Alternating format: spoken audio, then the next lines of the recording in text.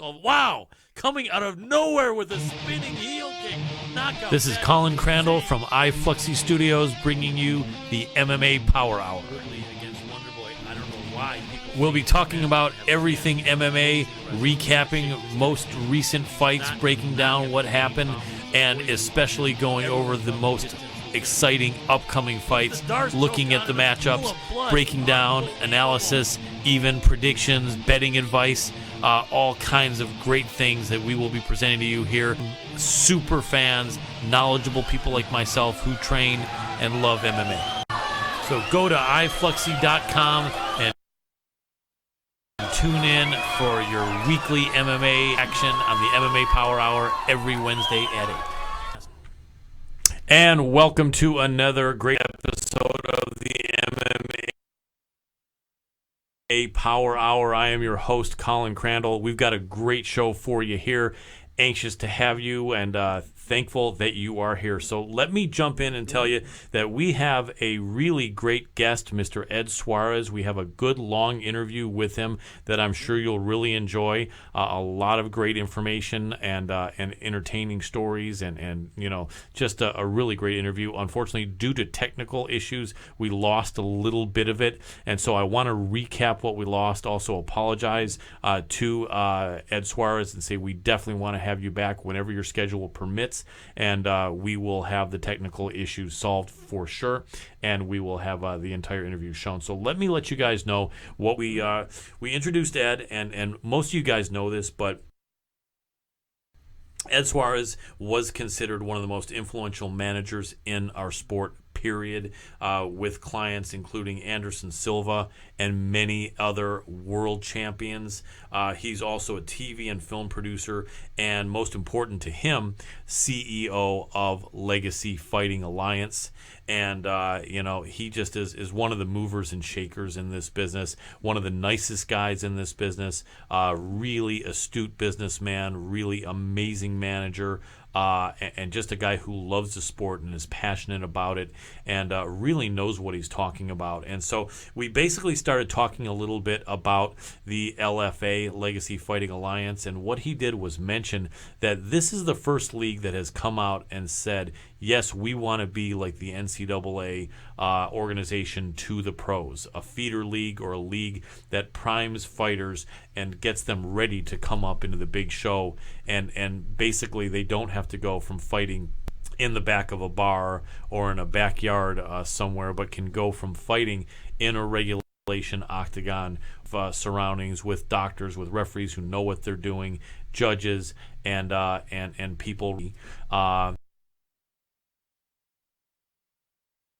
League that really prepares you for the big time so that it's not such a shock and you don't have to have that huge adrenaline dump because you have fought on TV, the cameras are there, all the action's there, but it's an area where learn, you can make mistakes, you're not going to be cut just for one loss, maybe not even for two. If you fight hard and you know what you're doing, you're going to get a mentorship from Ed himself. He looks out for the fighters.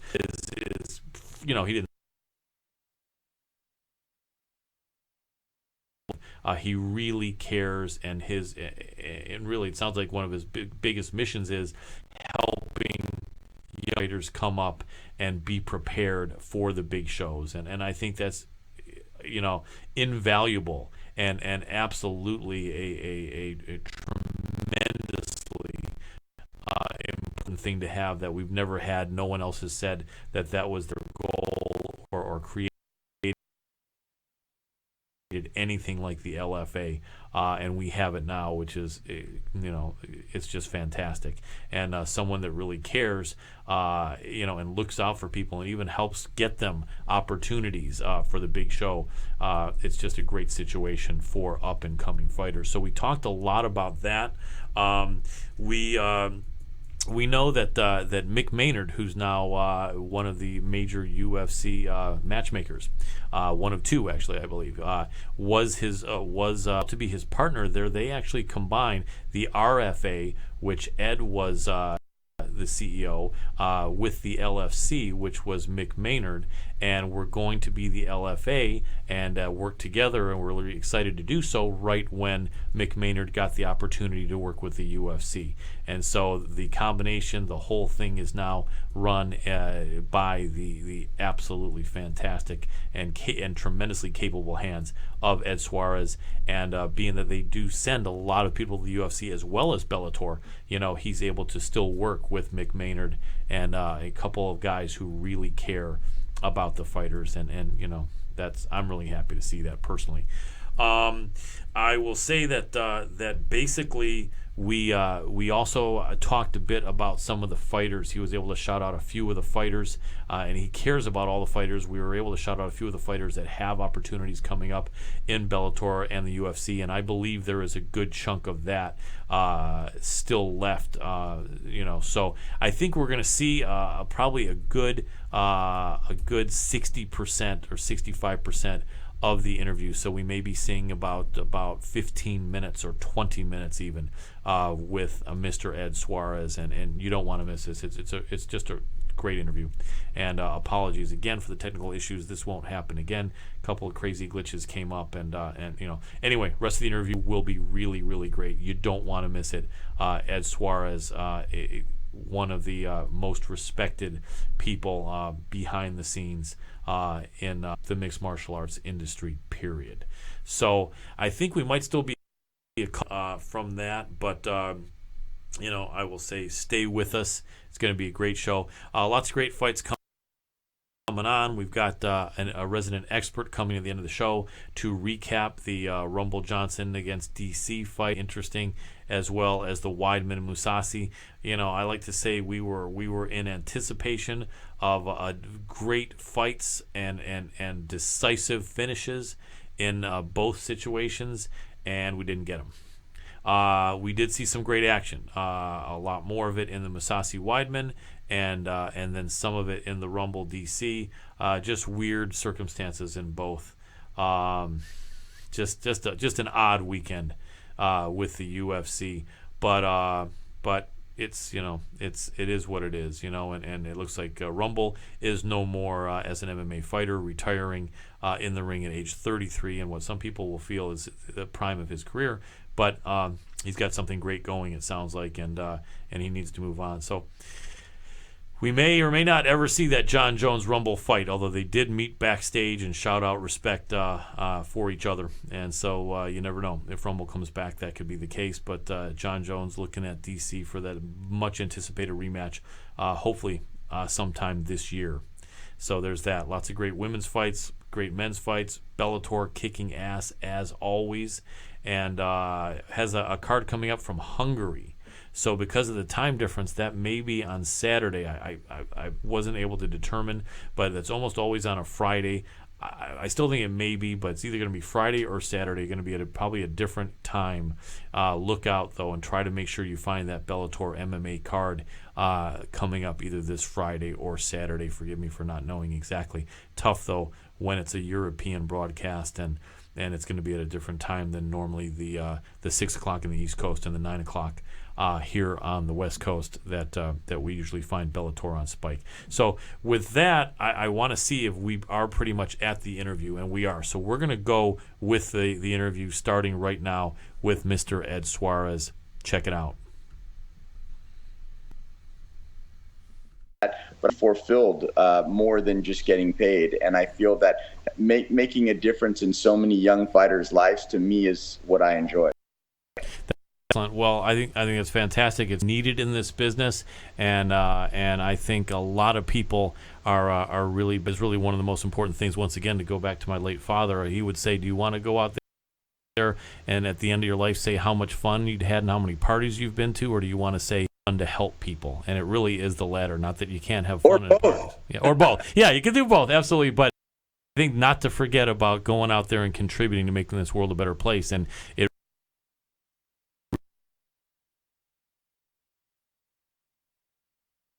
The landscape of the MMA a whole lot better. So I appreciate you doing that. About the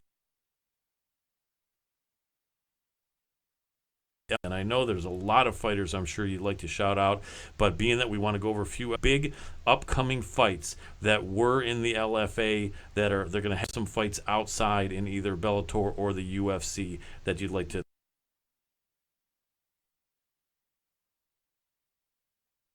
be. Well, as a matter of fact, we've got actually 4 LFA fighters that are fighting this weekend on the UFC card. Awesome.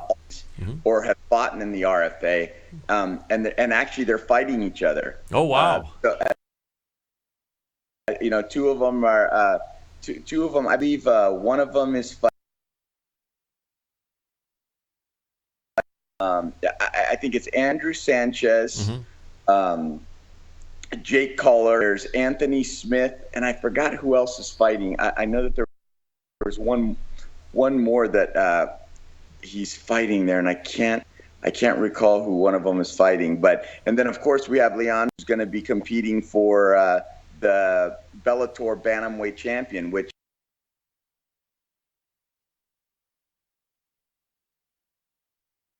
is the first LFA champion, and he was the first, obviously Bantamweight, but the first champion in the title. Excellent. So RFA title to the LFA title, and now hopefully on Saturday the Bellator title. That's excellent. I hope so too. He seems like a great process. It's always nice to see up-and-comers come in there and get some of their share. I know Dantes has had a good share, so that's awesome. Also, for people that didn't know, you had 2 organizations up until this year that LFC was Mick,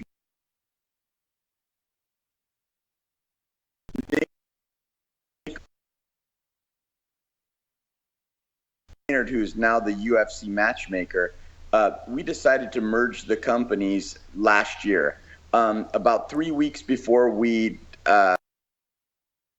were going to announce the merger, he got the job offer to be the UFC matchmaker.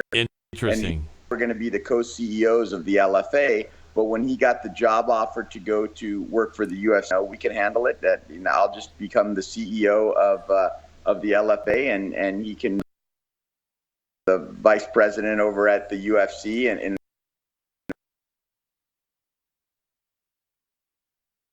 making. So it worked out good. It worked out good for him. It worked out good for everyone. The only thing that I miss, I would have really liked to be working next side by side with, but we still do. I'm constantly talking to him about prospects that are coming through our organization. Right.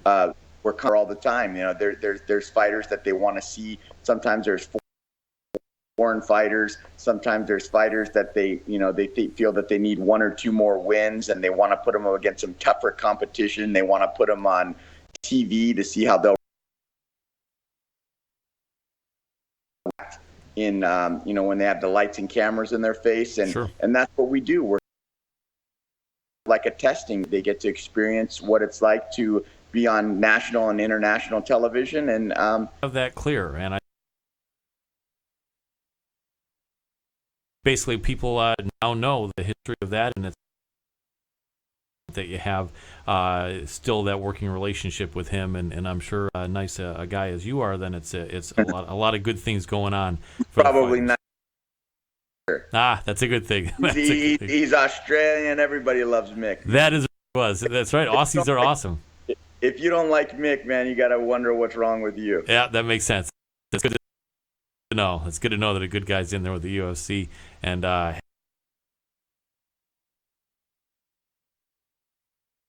guys are still together. Awesome. Well, we'll definitely cheer on Higo and hope those guys all make a good impression in the UFC this weekend. I'm sure they will. So let me ask you what you think about some of the great Cynthia having them fight for you, and what did you think of how they looked?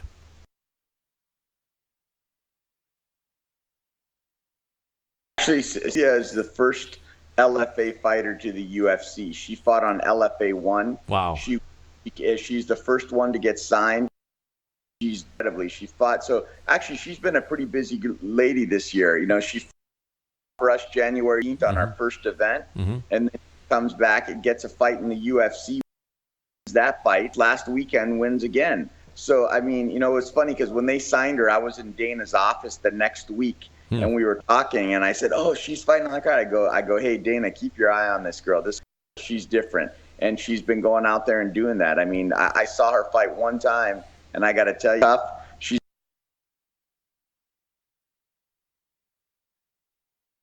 she's a fighter. She's cute. Yep. She's got a great personality, and she has that little bit of that streets in her. And she got great.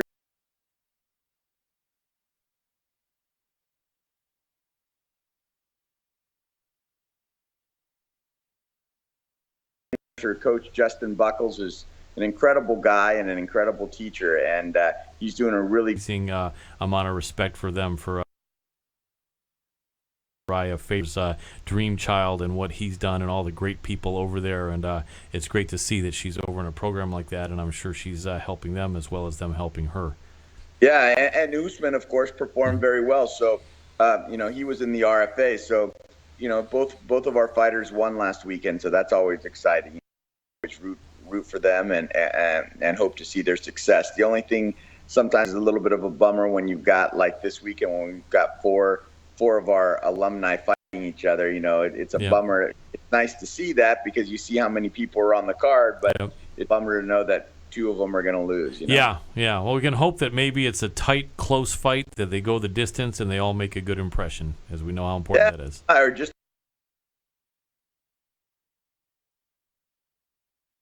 fight. My goal is always that it's a great fight and neither of them get hurt, and they'll be there to fight another day. Yep, absolutely. I agree, and I'll cheer for that. So let me ask you this, and I know we got about, I think, maybe 15 more minutes, and then let me ask you, do you have any strong feelings about anything going on, maybe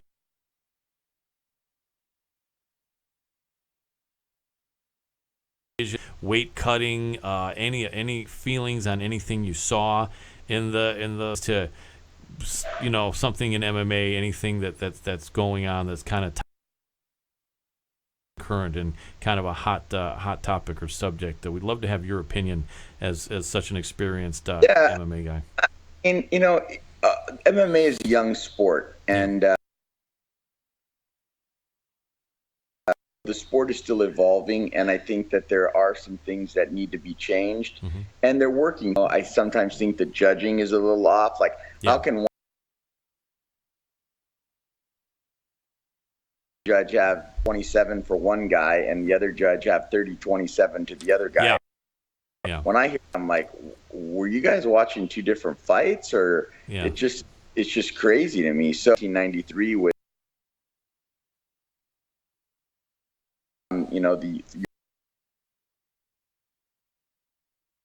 consider it a sport, and one when Dana and Lorenzo took over and Zuffa headed the operations, because that's when it got right, and that became a real sport. Good point. So I feel that here we are in 2017. It's 16 years old. So it's a relatively young sport, and I think it's gained a lot of ground in a short amount of time. And I think that you're going to have different adversities and different things that, it's hard to predict things you're not prepared for. And I think as the sport evolves and as the longer the sport goes on, certain incidents are going to come up, and there's some adjustments that need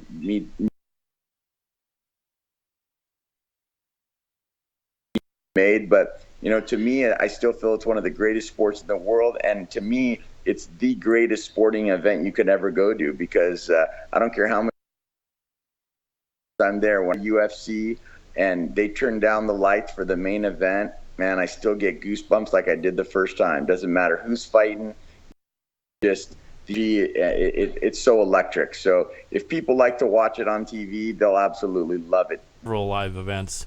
And if anyone asks me, I always say absolutely. It's a good time. What do you think?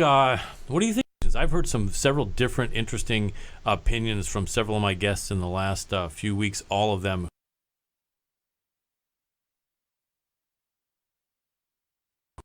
notables in the MMA industry. And a couple of them said, yeah, we should see, like, 7 of them said, if we do that, people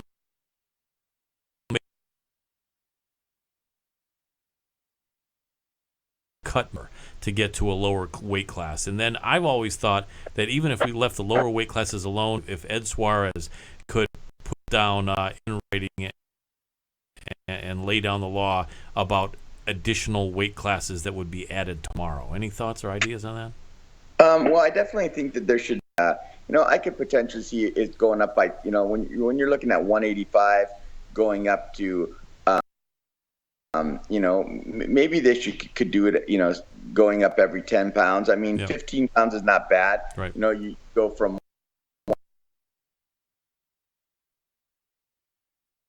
70 to, you go from 155 to 170 to 185. Maybe there could be a 180 maybe?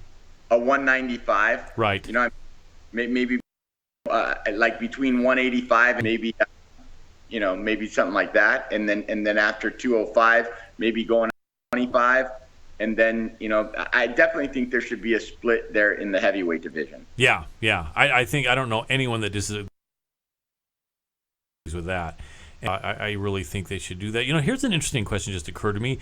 Do you think that guys that can't make 5 should not be allowed to fight? And I'm really glad I thought. I really like your opinion. What about guys who are 6'8" and 6'10" that are really fit, but being really fit, being 295, 305, 315? Maybe there's not a we should have, or that those guys shouldn't be allowed.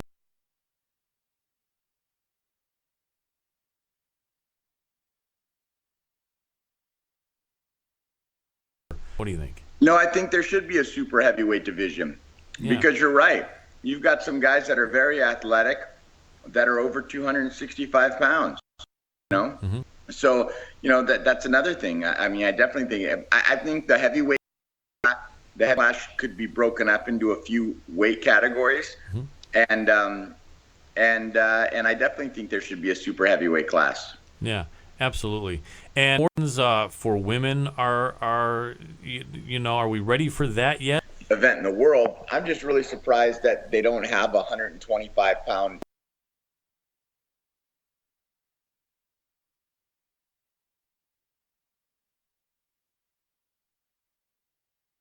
I feel 125 pounds is probably the women's division that probably has the deepest 125 pound division.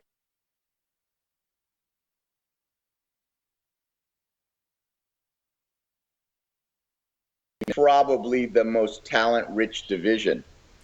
I would agree, because they're all 35ers and a lot of women that are killing themselves to make 15. So yeah.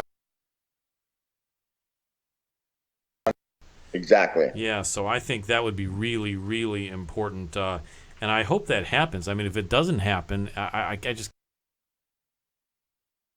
I'm wanting to bring 45 in there for Cyborg, but it's just so many more women at 125. I don't know. I hope they come up with something at 45. But they would probably lose a lot of fighters on both if they did that at this point. They would probably lose, a good 30 to 40% of their 35 division, and they could probably 30 to 40% of their 15s. So maybe that's the reason. I don't know 5 events a year.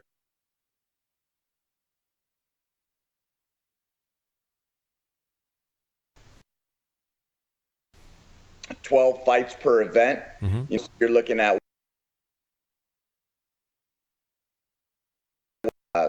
probably got 450 plus another, maybe about 550 fights, let's just say. Right? Mm-hmm. 550 fights over the year, approximately. Right. So that would be a year. That you 500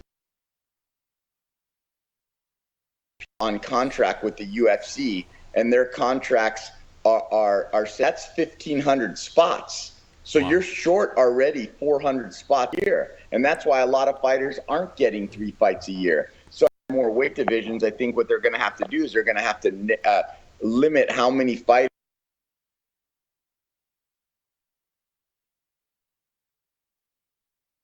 in each weight, or else you're going to be getting 2 fights a year, maybe 1. Yeah. You know what I mean? Because there's just not enough spots inside the organization. That's a good point. I hadn't thought about that, but that is more important, because we can't have these kids having 1 fight a year and 2 fight a year unless they're at the level of an Anderson Silva and top most recognized fighter. So yeah, I'm really glad you mentioned that, because we wouldn't want to have that watered down. Flyweights, bantamweight.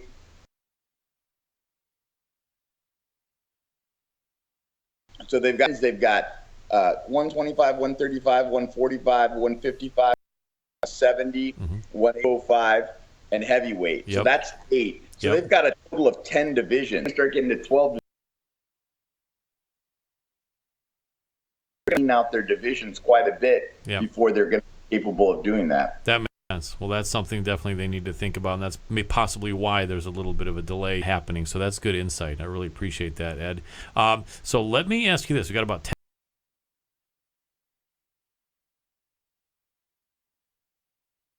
left. What about the Anderson's son fighting anytime soon? Is that going to happen, or any idea on that? I mean, one of his sons,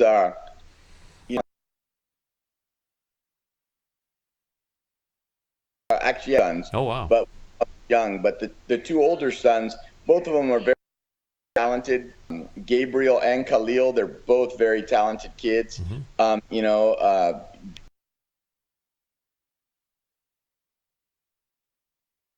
Is a very talented kid. I mean, he just released a mixtape on the 20th. So he raps, he produces music. He's an incredible soccer player. He's just an incredible athlete. He everything he puts his mind to, he's very, very good at. So I believe that those could do anything that they want to do as long as they apply themselves, because they're very talented. And as far as fighting, you could see that. I know Khalil's told me that he staged with Khalil. Khalil looked at me and said, "You know what, Ed? I want to fight." Nice. And if he wants to fight, he's 18 now. If he was to start fighting, you'll definitely see him in the LFA. Yeah, that would be awesome. I think there'd be a lot of excitement around him, and I know that a lot of athletes and with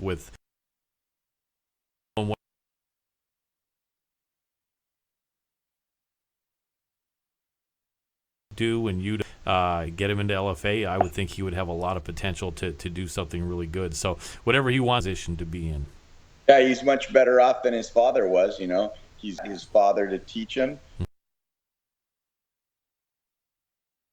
The experience of his father and the people around his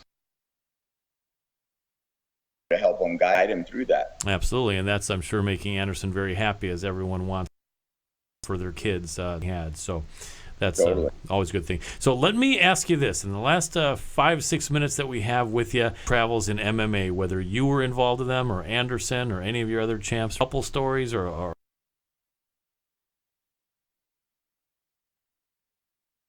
one, love to hear something funny that you might remember that you could share with us. There's a couple of them that come to mind. One of them is with a fighter by the fought in the UFC before. Well, he was fighting. This is before he was in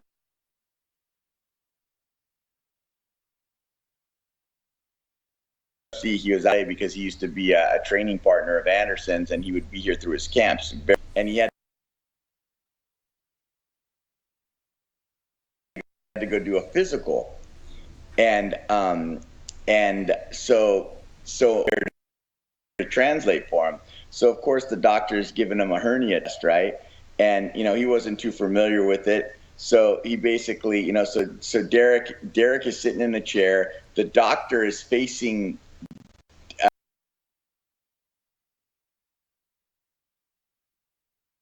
Derek. So basically Maldonado's back is to Derek. So then he said, "Turn your head and cough." And then the doctor says, "Stop it."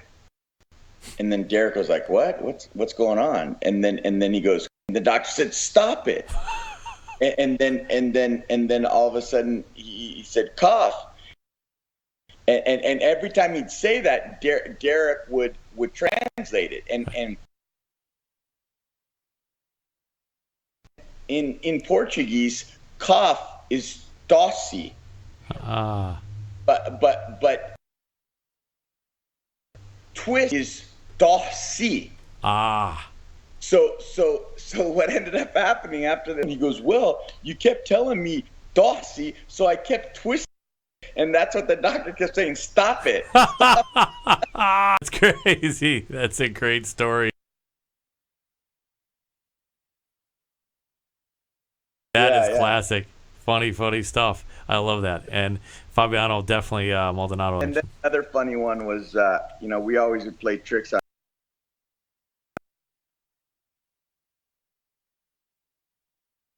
Joker people. And one of Anderson's coaches, every time we'd go through customs and stuff, we were coming back into the United States, and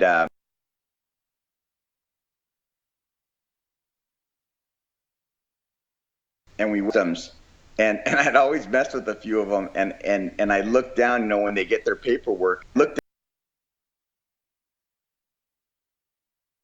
at the number, and then I go, oh man, thank God they didn't put this number on. Well, wait, they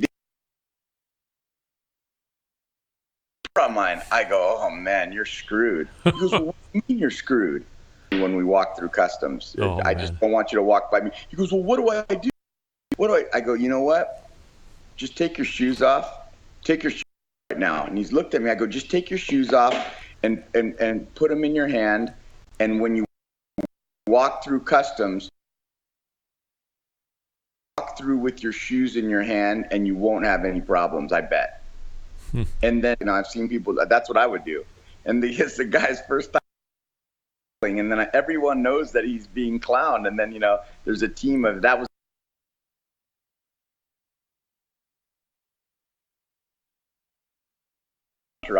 So one of his coaches is walking through customs with his tennis shoes in his hands, just looking like a complete idiot. Oh, that's good. I knew that he was just joking. Nice. That's a great story. You got to have fun, especially I think with the fighters, they got serious, hard work to do. So believe I never let that guy live it down.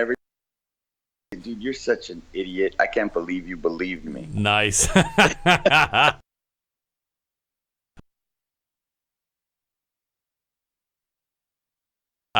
You got to have a sense of humor. It's important, and I see that you do, and that's a great story. Well, it's been a really, really great, and I really and doing that for me. Well, thanks. Well, anytime at all, a free space in your schedule, we'd love to have you on again, Ed, and I just thank you so much for coming by. It's really been a pleasure, man.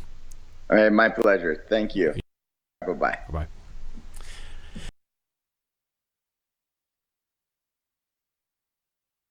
So that was Mr. Ed Soares, ladies and gentlemen. Really, really great guy. Really popular person in the MMA for good reason. So glad we had the show.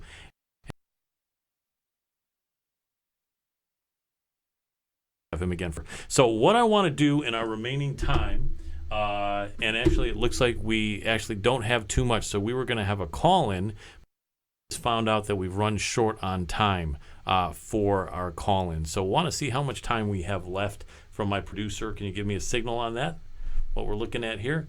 And for one of my experts, we have to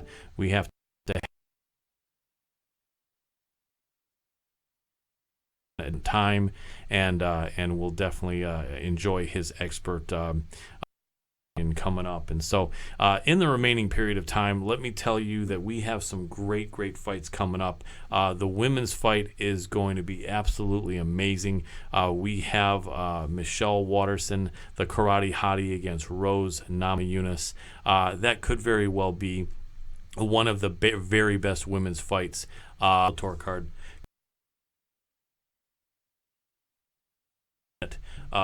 Caller. And so let's see if our resident expert, Devon. Hey, what's going on, Colin? Hey, not much at all. How about yourself? shortened amount of time due to some technical issues, but let's jump right into it. We want to break down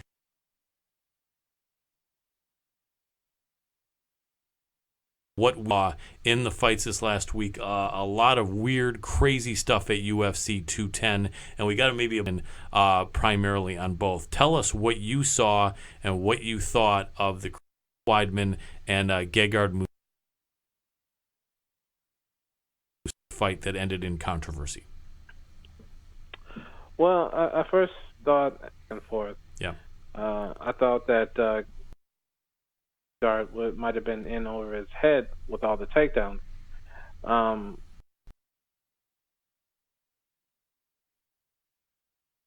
But then second round, come second round, he started out striking him and started looking bad. Controversial knee with but the hands down. The controversial knees, but here's the thing. Weidman had one hand down first, and then he decided to put him. But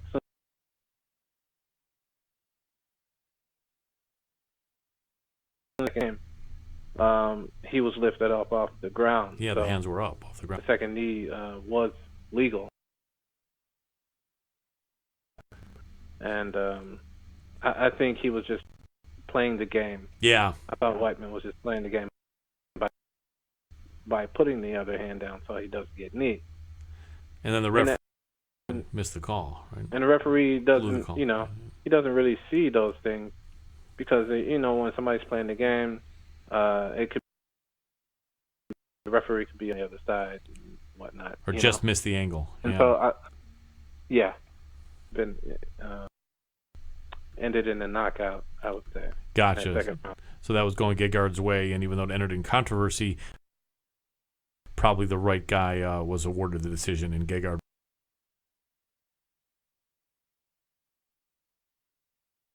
Right, the right guy was awarded. Okay, I appreciate that. There might be a rematch, but someone higher ranked, and Weidman would like a rematch. So whatever's meant to be. Okay, give us a couple minutes on against DC.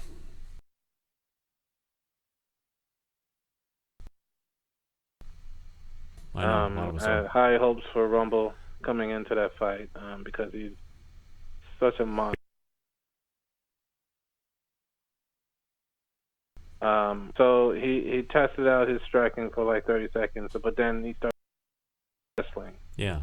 What was that about? I don't know. It's kind of weird for me because usually someone like that, they want to break away, and don't wrestle him. No. He's an Olympic wrestler. Yeah. But, and you're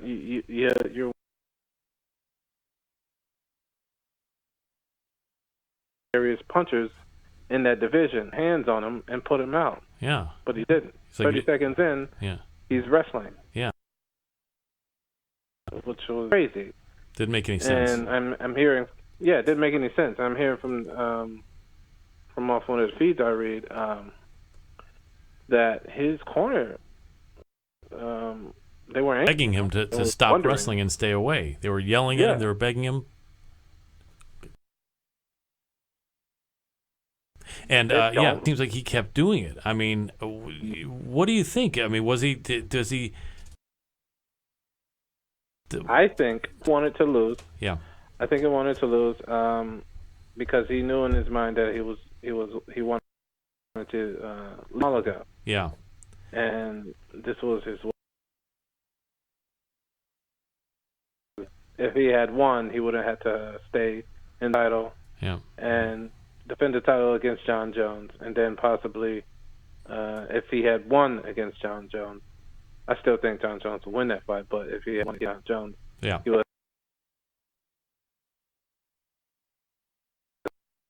have to wait for Yeah, he would still be still a knock year or out two. Right. Manua again. Yeah. Right. And he didn't want to stay, so obviously he's got to have something lucrative. I've been hearing.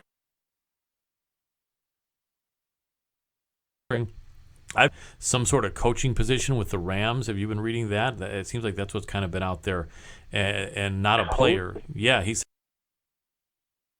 not a player, but they coaching or some sort of position with the Rams.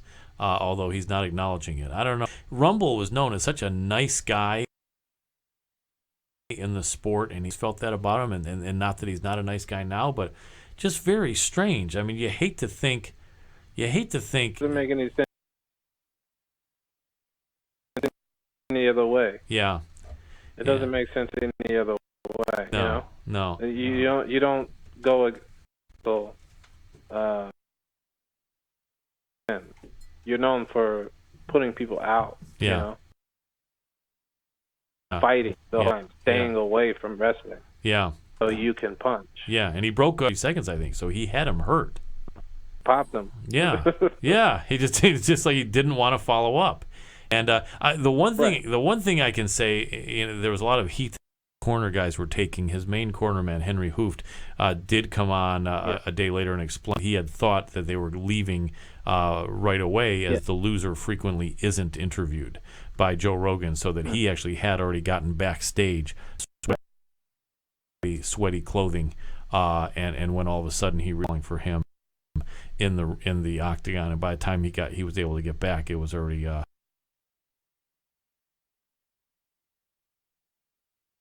interview. So he did come out and say that, which is good, because he has a reputation of being a great guy and a great coach. I mean, some people say the wrestling put him in the best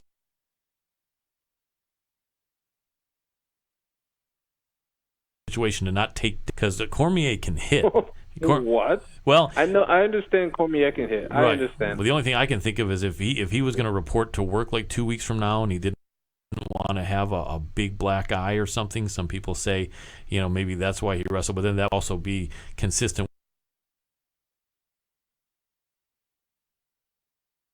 wanting to win the fight or get hurt or anything. Just a weird scenario. Really weird. I don't know. Any other thoughts on that? And than what we've just gone over. I mean, any motivation he may have had. They're talking about him. Yeah. Because he didn't want to get a scar on his second to go. Yeah. You're going to lose that battle. Yeah. Unless you're John Jones. Right. Yeah. Okay? Yeah. Unless you're John Jones. John Jones did take it to Cormier with the wrestling. He was a better wrestler in that fight. Yeah. But also against Chael Sonnen, he was a better wrestler against Chael Sonnen. Yeah. Even though he outweighed him. Yeah. Very true. He's the guy that put, here's the thing. I mean, also, you got to learn from GSP. When GSP knows that he is better than him, he will out-wrestle him. Yeah. He'll out-wrestle him to win the fight because he knows that this guy's the better striker. Or right. He knows that a better grappler than him or better jiu-jitsu, he's going to... He's known as having a really high fight IQ, GSP. Yeah, high fight. Yeah.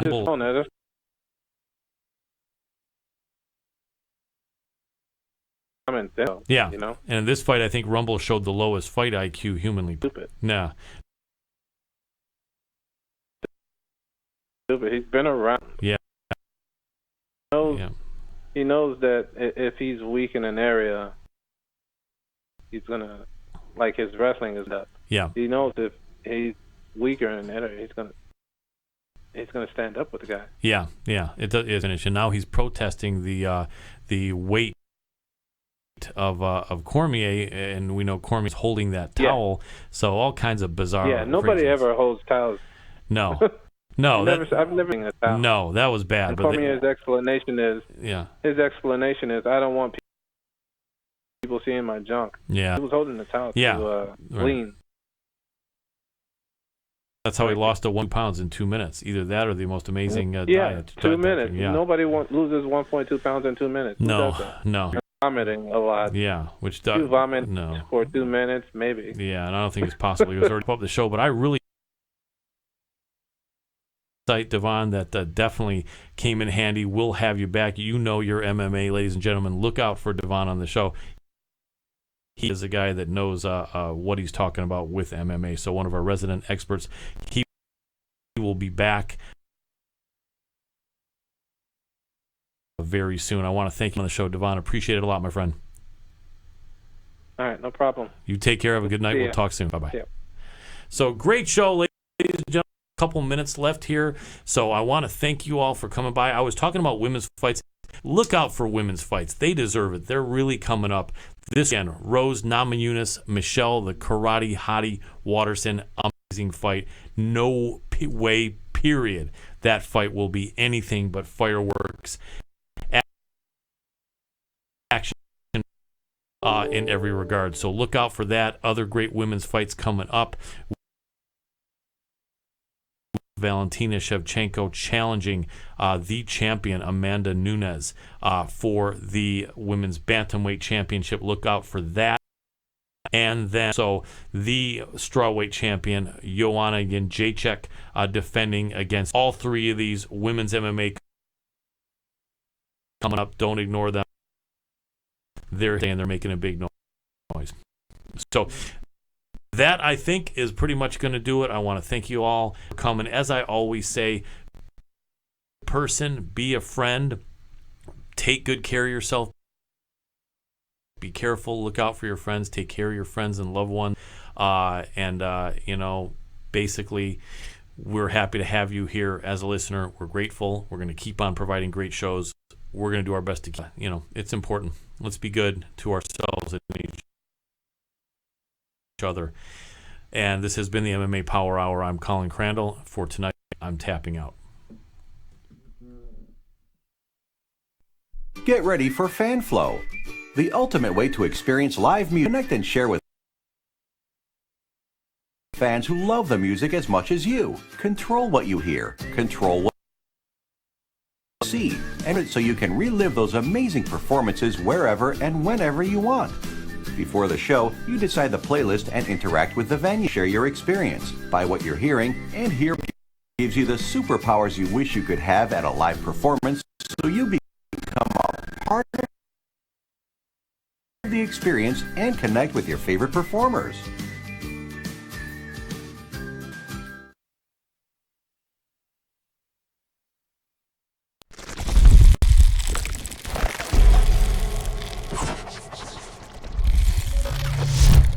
Wow! Coming out of nowhere with a spinning heel kick. Knockout. This is Colin Crandall from iFluxy Studios bringing you the MMA Power Hour. We'll be talking about everything MMA, recapping most recent fights, breaking down what happened, and especially going over the most exciting upcoming fights, looking at the matchups, breaking down analysis, even predictions, betting advice, all kinds of great things that we will be presenting to you here from super fans, knowledgeable people like myself who train and love MMA.